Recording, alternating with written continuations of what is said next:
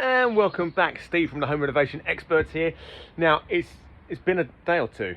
Well, it's been a bit longer than that, and I've not done a garden room build for a little while, and I know that you guys loved a garden room build, so good news for you and me, I'm on one now.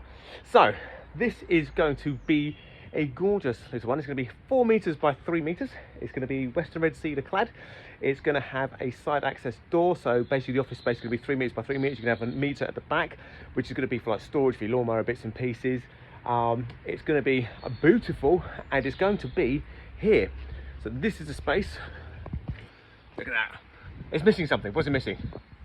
It's missing a garden room, or not for long. So the plan is I shall get the area cleared out a little bit. There's a few bits and pieces here, just sort of stickers bits out of the way. Like I say, clear the area out, get all these bits and pieces out of my way. Bits here, get around the back of the fence, and then I will begin marking out. Now, this one's quite cool because you've got this lovely retaining wall all the way around it, which is beautiful, and there's steps leading up here. So I just had a chat with the client, and we're basically gonna, originally, the front of the building was gonna be in line here. But the issue with this is that, I don't know if you can tell on the camera, but the back floor is actually higher. So that'll be where our 2.5 meters maximum height is dictated from. But it means as it comes across here, it's gonna be sort of yay high off the ground, which then means this step being here, can you see the problem? It'll be coming off of here, and there'll be a massive jump to get into it, which we don't want. So what I'm gonna do is do some measurement, do some mathematics, and figure out how many steps we're gonna need to actually get up into this thing. And then I'll allow for the space to have the steps to then lead into it. So I'm going to push or pull the garden room from the front and bring it back as far as needed to allow you to actually access it safely and easily.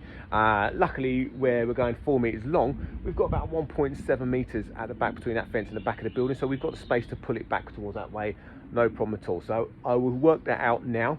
Once I've done that, I will then start pinging some lines, and I'll show you how to actually mark out and work out exactly where your lines are going to go, how to square off the building, and all that kind of jazz. But firstly, a cup of coffee over there, so I'm going to quickly down that because the little one had me up a lot last night, and scratch my head and see what's what. What a beautiful day it really is. Right, so what I've done is I've got some materials out, so tools. There you go. Look. So if you're going to dig some holes, this is what you want. A hole digger, which is very nice. I don't actually use this for actually digging holes though, to be honest. That's all right for it, but I use it to basically remove the soil from the hole. My one is this one, grafter shovel. Pick it up from Wickes, Screwfix, wherever you like. They're not expensive, but you can see right size for the shape of hole I shall be digging, which I shall explain a bit more in a little bit. The other thing I've done is I was talking to you about the step. I've documented a step out of wood that was kicking around, so I can now see exactly roughly 3 extra steps up what that's going to look like, the height. So obviously we know it's going to be raised up the deck of the garden room. It's probably going to be taller than that anyway, but we can now lose it across these 3 steps, the heights. So it's kind of good to do that, so you know roughly the width is going to come out and everything else. I need to see it, knock out of wood. It took 5 minutes, not even that, and now I know exactly where it's going to be. I now know where the front of the garden room can be, coming across here, because that allows for the same width of the steps and the heights that we've already got. Jobs are good. So what I also did was my massive square, which is beautiful, so to try and get the levels right, and levels of corners square, off this wall, you can see it's in connection, very nice. And I put my level off this wall, this bit of brick wall here and brick wall there, so I can sort of follow that level line through, and you can see it runs out very slightly, like by sort of 3/4 of an inch or something there. So you know that's going to get wider as we kind of go through to the 3 meters. Doesn't matter, right? Okay, what we're going to do is we're going to follow this brick wall here, because this is the longest length. So as you're coming up the garden, that's what you're really going to see. Yes, it will run out, but we can correct that with the steps. So the slab that we put on the top one will just be slightly obtuse, whatever, rhomboid, I don't know, it's a shape, but it's not going to be square, but it can be adjusted for, so you'll never see that it's just running very slightly out. At the end of the day, you're using wood, using this kind of like landscaping like dictators, it's never going to be perfect, it's going to be what it is. So that's happy day. So what I'm going to do is, from the back of that front of that wall just over there, you can just see, to the front of this step is 57 inches. So I've measured from that side across here. So what I'm going to do is I'll put the first stake in at that point, and I'll show you how I do it and how I get it square. So here we go. First rod in, as you can see, beautiful. So you can see I want to keep the building sort of semi close to this brick, and you're going, well, that line looks a bit different. Well, the reason is because actually that's going to be to the center of a 4x3, so the 3 being the top of this plate. And then by the time you put a bit of 11mm OSB, you've got batten on the outside, and you've got the Western Red Cedar. By the time you build up that external level, you're going to be encroaching over this side in. So I've kind of taken all that into account as I've gone. Now, the easiest way to get square edges on a garden room or anything you're building is basically, you can see I've got my tri-square set up, got it raised up here, so you can see it's perfectly in line there, and at that end, it's off a little bit because I've done the return one just so I can show you, but basically it sits there. I then take my level line, boom, attach it to the one over there, and don't forget these are oversized, so as you can see, it's obviously not, these aren't measuring the part itself, they're just like creating a corner with the string. So overshoot it there, get this in position. Once that's in position, from this rod here, I just move that left and right as needed to make sure that it then lines up with the straight edge of that. So I just jacked up a minute ago, so when it's up, it's basically sat like that. So you know then that that is as square as it can possibly be. Now, I get asked this all the time, oh, but actually once I've kind of done it, I've got the pegs in, it's a couple of mil out or whatever. It don't make a difference, right? Do not fuss, do not fret if it's not absolutely spot on perfect. You're building with wood, things happen, things go out a little bit. As long as it's generally there, you know, you're doing your best to kind of keep everything square, like using that, measuring it up, doing it across there, you know, that's all you can do, okay? So don't fret, it'll be fine and dandy. So, you know, because I do get some people message and they're literally like, oh, it's 4 or 5 mil out at the other end, or maybe it's like 20 mil out of that end. So what? Who cares? It'll be fine. Just carry on building it and job done. Happy days. So take that. You can see I've run this line all the way through now. Boom, I've now started this one. So as you can see, this one is now in place at the right width. So that gives me just under 3 meters here, again to allow for the outward side of the wall build. You can see it's flippy here because this one, as yet, I have not secured. So you can see what I'll do now is I'll put my tri-square in that corner, and as you can see, I can then move it left and right until it's in line, and I'm happy, and that's it done. That'll be squared. I'll do the same for the back edge, and then all I'll do is I will then run straight to the centre. So there'll be a line that kind of pings through here like that. But I'll show you that. Little mass. Give me a minute. Now I'm going to be out this ocean and keep my shades on because it's quite bright. But there you go. You can now see all pinged, all levelled up. Well, not levelled up, but, you know, squared up and ready to go. So what I'm going to do is I will put the line through the centre, but I'm not going to do that yet. What I'll do is I'll dig my exterior holes first. It just saves me having a bloody extra line in the middle, which I'll invariably trip over and stuff. So, you know, it's for my own health and safety, really. So that's all done. So what I'm going to do now is I'm going to get my spray. So I've got a tin of fluorescent floor spray over there. Well, to be fair, I couldn't actually get the glass stuff, so that's just like normal everyday plastic coat stuff. So it'll mark the floor.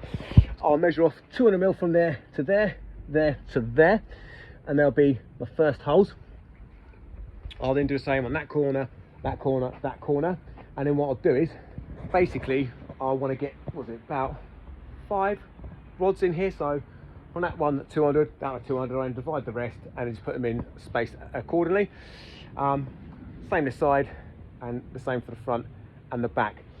There will be slightly more in the front and back, so we've obviously got the width here, which is going to take a little bit, so there'll be a few more in there.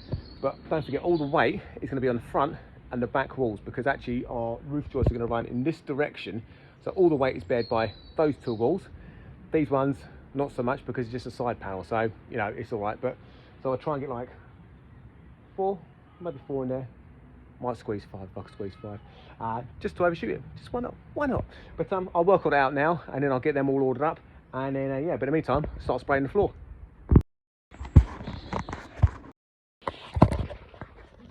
I nearly dropped it, but not quite. Right. So you know what I was jokingly saying, you know, you could hit like what's the word? Oh no, just got out of the van after a cup of tea and a sandwich, and now my brain is mush. Clay. That's the one. Yeah, I said I'd hit clay possibly at 300mm.